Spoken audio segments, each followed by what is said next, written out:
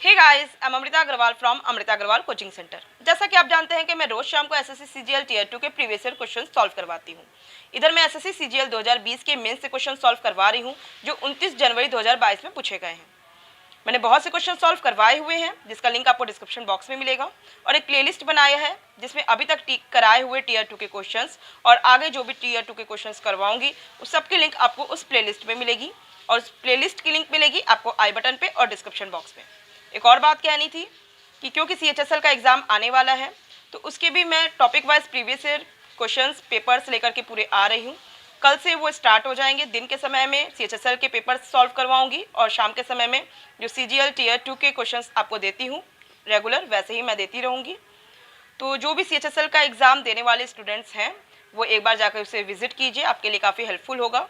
जैसा कि आप सब लोग टियर 2 के क्वेश्चंस को जो मैं देती हूँ उसको अप्रिशिएट करते हैं, एक बार उसे भी विजिट कीजिए, आपको वो भी पसंद आएगा।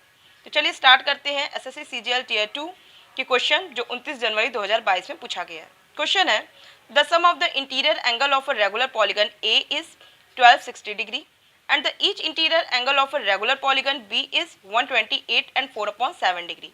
The sum of the number of sides of polygon A and B is। कह रहा है कि एक रेगुलर पॉलीगन A है जिसके सभी कोणों का योग 1260 डिग्री है, और एक मान लीजिए वो ये A है, और एक रेगुलर पॉलीगन B है जिसके प्रत्येक कोण 128 एंड 4/7 डिग्री के हैं।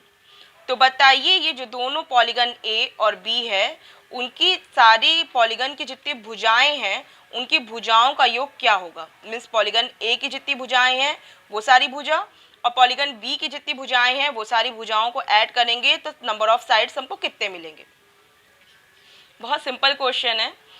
देखिए, पहली बात कि अगर आप कॉम्पिटिटिव एग्जाम के लिए प्रिपरेशन कर रहे हैं तो आपको नंबर कोई भी रेगुलर पॉलीगन हो या पॉलीगन हो उनके sum of interior angle of a polygon लन होना चाहिए, और रेगुलर पॉलीगन के ईच इंटीरियर एंगल्स भी आप अगर लन रखें तो आप इस काम को ओरल कर सकते हैं।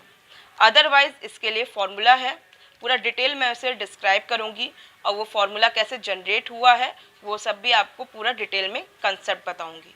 सबसे पहले मैं इसके शॉर्ट ट्रिक के साथ आती हूँ जो आप ओरल इसे कर सकते हैं। इसके लिए आपको क्या करना होगा, आपको पॉलीगन्स के जो रेगुलर पॉलीगन है उनके ईच इंटीरियर एंगल्स लर्न करने होंगे, और जो रेगुलर पॉलीगन हो या नॉन रेगुलर पॉलीगन हो उनके सम ऑफ इंटीरियर एंगल वो भी आपको लर्न होने चाहिए।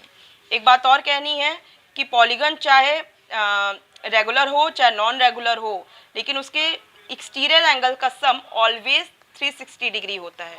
चाहे वो किसी भी टाइप का पॉलीगन हो, चाहे वो पेंटागन हो, हेक्सागन हो, हेप्टागन हो, कोई भी पॉलीगन हो, उसके सभी एक्सटीरियर एंगल्स का सम 360 डिग्री होता है। ये दिमाग में बैठा लीजिए, कुछ नहीं याद आएगा तो उसका आप इस्तेमाल कर लीजिएगा।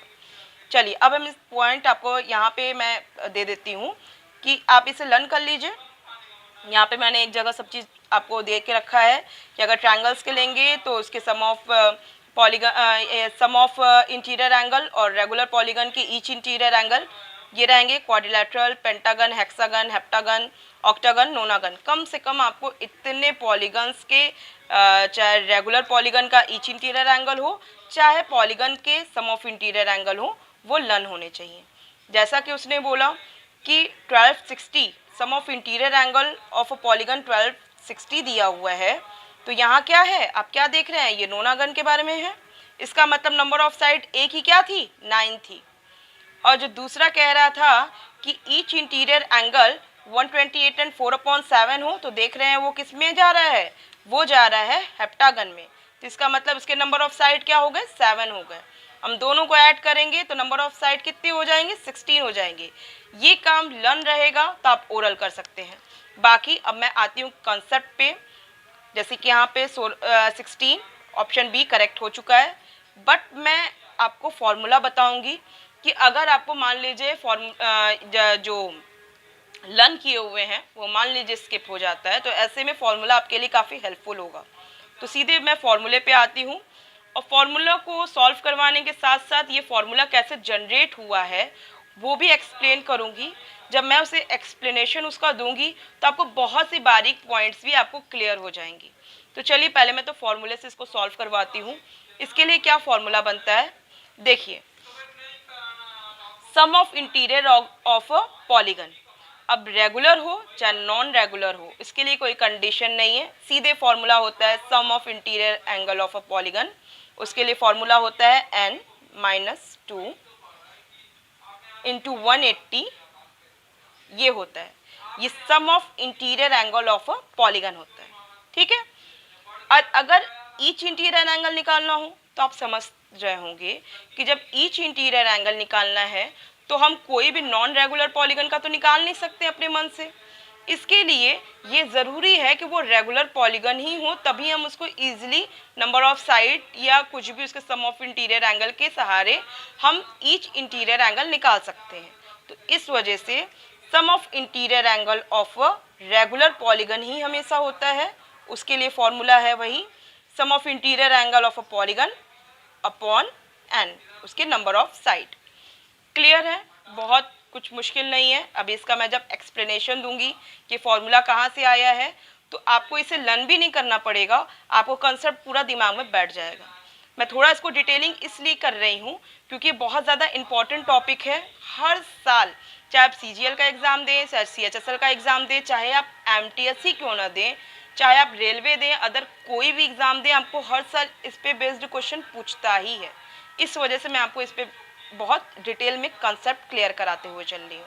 देखिए, अब क्योंकि इसने बोल दिया है कि जो ए के बारे में ये बात हम कर रहे हैं, आपको इसमें बोल दिया है कि sum of interior angle of a regular polygon है, ये इसकी वैल्यू दी हुई है 1260। अब इसे सॉल्व कर लीजिए। क्या करेंगे, इसे सॉल्व करेंगे तो अपॉन 180 करेंगे, सॉल्व करेंगे तो ये हमको क्या मिलेगा, 7 मिलेगा। 180 से यहाँ पे डिवाइड करेंगे 1260 में तो, और ये जो n minus 2 is equal to 7 मिलेगा तो n में हमको कितना मिल जाएगा, 9 मिल जाएगा। 2 यहाँ पे जाके 7 से ऐड हो जाएगा, हमको 9 मिल जाएगी। मतलब a की नंबर ऑफ साइड क्या हो गई, 9 हो गई। क्लियर, बहुत सिंपल था। अब यहाँ पे क्या कहा हुआ है, each interior angle of a regular polygon, जो b के बारे में बात कर रहा है वो है 128 एंड 4/7।